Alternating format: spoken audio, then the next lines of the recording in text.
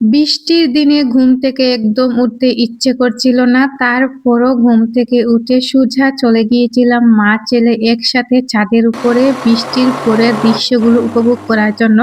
So hello everyone, আসসালামু আলাইকুম। কি অবস্থা সবার? সবাই কেমন আছেন?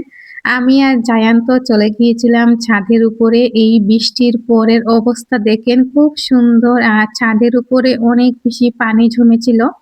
বিশেষ করে আমার ছাদ বাগানের ফুলের গাছটার অবস্থা খুবই খারাপ আর খুবই শোচনীয়। এখানে মানে গাছটা ভেঙে পড়েছে। গাছ ভেঙে পড়ার পর আমার মনটা তো খুব বেশি খারাপ হয়ে গিয়েছিল। তারপরও আমি ভাবলাম যে এই গাছটার মধ্যে আমি মাচা বেঁধে দিব। আর আমার গাছটা আগের মতো হয়ে যাবে। এখানে জায়ান তো দেখেন খেলাধুলা করতেছে। ও খুব বেশি খুশি। আমি তো বলতেছি বাবা পিচ্ছিল খেয়ে পড়ে যাবে। কারণ ছাদের মধ্যে অনেক বেশি পানি জমেছে আর যেহেতু পিচ্ছিল আর এই বৃষ্টির দিনে দেখেন অনেক সুন্দর মাছও আমার ভাই নিয়ে আসলো। আর বৃষ্টি দিলে দেখেন যে মাছও পাওয়া যায় আর এখন তো সচরাচর এইরকম মাছ পাওয়া যায় না।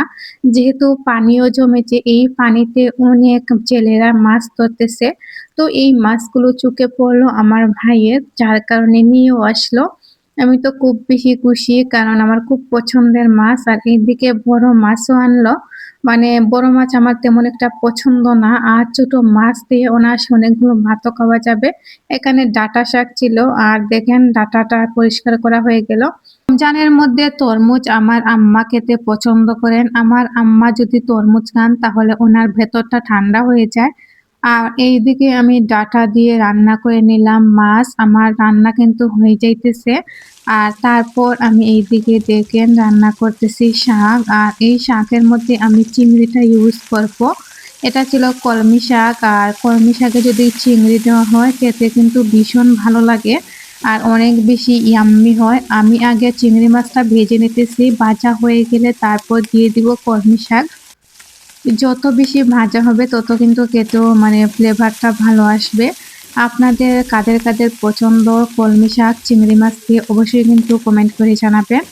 আর আজ বহুদিন পর খাইতেছি এই চিংড়ি মাছ দিয়ে মানে কলমি শাকটা। আর এই খাবারগুলো যদি থাকে ইফতারের পরে ভাতের সাথে গরম গরম তাহলে কিন্তু খেতেও ভালো লাগে। বিশেষ করে রমজান মাসে যদি এরকম ভাজা পোড়াগুলো মানে কম কি এগুলা দিয়ে ভাত খাওয়া হয় তাহলে খুব বেশি ভাতও খাওয়া যায়। আমার কলমি শাকটা মানে হয়ে যাইতেছে রান্না। তারপর এইদিকে আমি রান্না করব এই চিংড়ি মাছ দিয়ে আলু। চিংড়ি মাছ দিয়ে আলু আমার ছোট বোন খেতে চাইছিল। আমি ভাবছিলাম যে রান্না করব শুধু কাঁচামরিচ দিয়ে। তবে অল্প ছিল যেহেতু চিংড়ি মাছ তাই ভাবলাম আলু দিয়ে রান্না করে সবাই খেতে পারবো। একটু বাড়ার জন্য আরকি। তারপর আমি মালটাটাও কেটে নিতেছি। আর এই মালটাটা আমরা ইফতারের জন্য মানে সবাই মিলে ভাগ করে খেয়ে নেব। একটা মালটা কাটতেছি আর একটা মালটাই কিন্তু আমরা সবাই মিলে একসাথে খাবো। যেদিন থাকে না তখন কিন্তু আমরা একটা দিয়েই সবাই অনায়াসে খেতে পারি। সবাই মিলে একসাথে মানে খেলে সবকিছুতে রহমত হয়, বরকত হয়। তারপর এইদিকে দেখেন আমি শসাটাও কেটে নিতেছি। আর শসা আমি আমার বোন মানে একসাথে কেটে নিতেছি। আর যেহেতু আমি মালটাটাও কেটে নিতেছি, আগে থেকে ইফতারে যদি এরকম রেডি করা থাকে তাহলে ইফতারের সময় অনেকটা ঝামেলাও হয় না। আর আমার রান্নাটাও কিন্তু অলরেডি হয়ে যাইতেছে চিংড়ি মাছ দিয়ে মানে এই আলুর ঝোলটা। চিংড়ি মাছ দিয়ে আলুর ঝোল এইভাবে রান্না করলে খেতেও কিন্তু ভালো লাগে। দেখেন আমি চিংড়ি মাছটাও দিয়ে দিতেছি। তো আমার চিংড়ি মাছের ঝোলটা অলরেডি হয়ে যাইতেছে। একটু নাড়াচাড়া করে দিতেছি কারণ নাড়াচাড়া করলে মশলাগুলো ভালোভাবে ঢুকবে চিংড়ি মাছের ভেতরে। আর নাড়াচাড়া করার ফলে কিন্তু মানে কালারটাও দেখেন খুব বেশি ভালো হয়েছে।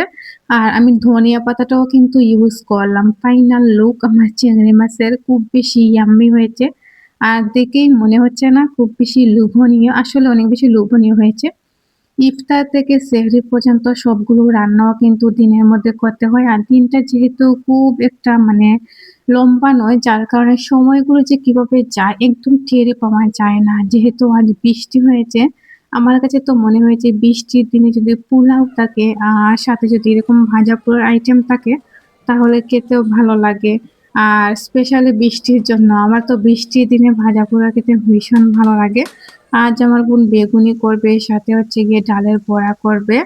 সব মিলিয়ে আজকের ইফতারগুলো অসাধারণ হয়েছে। এখানে ঢালের বড়ার জন্য দেখেন খুব সুন্দর করে ভেজে নিতেছে।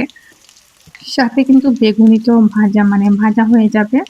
তো আমাদের ইফতারের আইটেমগুলো রেডি করা হয়ে গেল। আর ইফতারের আইটেমগুলো রেডি করা হয়ে গেলে এখন আমার ছোট বোন কিন্তু সবার প্লেটে, প্লেটে সার্ভ করবে।